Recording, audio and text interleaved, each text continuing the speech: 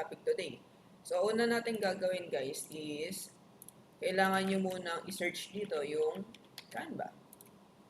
Okay? Tapos, para sa mga malalayong store natin at hindi makagamit ng account ng training sa Canva, make sure po natin na ang Canva nyo ay naka-join dito sa RC Richie Corteros team.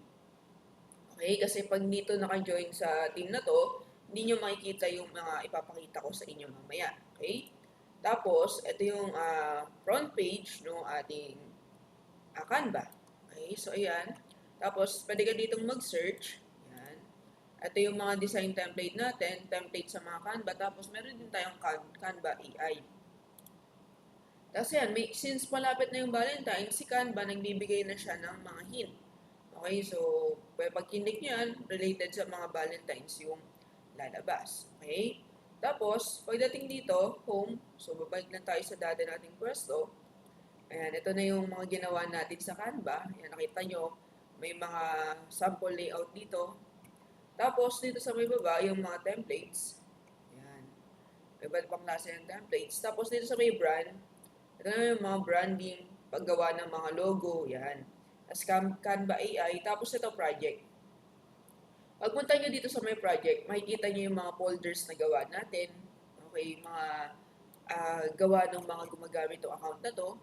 And then, punta kayo dito, o kaya naman pwede nyo i-search dito yung product mockup. Since nandito na din naman tayo, pwede mo naman puntahan na lang dito sa may folders, tapos hanapin nyo yung product mockup. After that, makikita nyo dito lahat ng mga mockups natin na meron tayo dito sa Canva. Ayan. Okay? So, example, dito tayo sa apparel. So, dito sa may apparel natin, pag sinabi natin apparel, ito yung mga damit natin. Okay? Tapos, click natin to. Sorry, wait. So, pag nag-click tayo dito ng item, for example, this one. Gusto natin siyang lagyan ng design, tama? Hindi pa tayo dito maglalagay ng design. Tama ba? Nakikita nyo ba to? So, yun. So, hindi pa kayo dito maglalagay ng design. Pag nag-design na kayo, mag-umpisa na kayong mag-design, kailangan nyo munang open in editor. Click nyo yun. Tapos nakita nyo, nag-another tab siya. After mag-another tab, hindi ka pa rin dito magde-design. Ang kailangan natin gawin is, punta ka dito sa my file, tapos, mag-make a copy ka pa. Okay? Para sure na hindi mo magagalaw yung pinaka-original file natin dun sa may Canva natin, sa may Canva folder natin. Close natin to. Ayan, tapos dito ka na mag-edit. Dito na kayo pwedeng mag-edit. First, kailangan yung palitan yung file name. Okay, itong copy na to, punta kayo dito sa file, copy, delete nyo yan. For example, activity 1 or any tanda na gusto nyo. Tapos, after that, pag kinlik nyo to, dati kasi, ito is, pag kinlik nyo, makikita nyo dito yung iba't ibang klase ng color na pwede nyo ipalit dito. So, ngayon, nagbago kasi ng features yung Canva. So, nagiging image yung ating mga uploaded mockup dun sa Canva. So, nasa inyo na lang na pagandahan na lang mag-color combination. Okay? So, yan. After dito, ito yung mga elements na pwede natin ilagay doon sa backup. Tapos, text, brand, pwede tayong mag-upload. Yan. Project. So, ito yung sa may project natin, yung mga folders natin nandito. Background. Ayan, mga burn series natin. Tapos, mga nakalabas dito yung mga pwede nating design na yan. Pwede ilagay. Pero dito sa may all projects natin, pwede nyo hanapin dito yung master file. Okay? Pwede kayong mag-search dito. Ayan, master file. And then, lalabas dito lahat ng mga design na meron tayo. Ayan. So, for example, yan. Itong dinagyan 2025. So, pag magta-transfer tayo ng design dito, pag nakita nyo naka-view only, kailangan nyo mag-add ng page. Pero kapag hindi naman siya naka-view only, kasi kapag ganito guys yan, kaya kailangan natin mag-add ng page. Kasi pagka naka-view only, tapos kinlik natin to, na nandito tayo sa may mockup natin, click mo, napapalitan. Okay? So, kaya kapag naka-view only yung design na gagamitin nyo, mahalaga na mag-aano muna kayo, mag-add page muna kayo. Yan. Tapos, pwede nyo i-drag up yung design. Okay, resize lang. So, pre-size kasi to, may mga sizing naman dito. Ayan. For example, yung width niya, 153, tapos yung height niya, 217. So, gitna lang natin. Tapos, eto, may sample na tayo ng mockup. Okay? So, kapag ka naman hindi tayo naka-view only, pwede natin siyang gamitin as a direct na doon sa may bag, ay sa may natin, mockup natin. For example, to. Hanap tayo dito ng mga hindi naka-view only.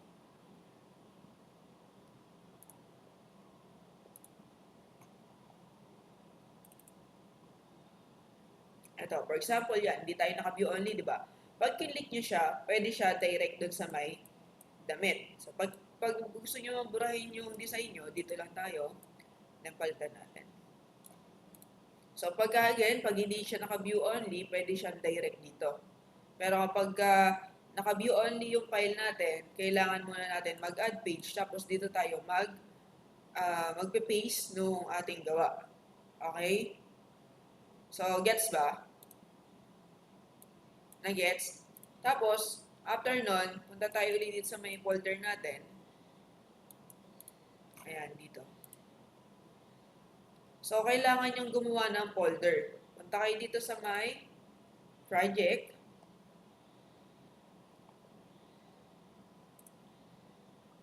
Hanapin niyo yung folder natin. Ayan, folder. Tapos, mag-add kayo ng folder. So, gagawa kayo ng folder.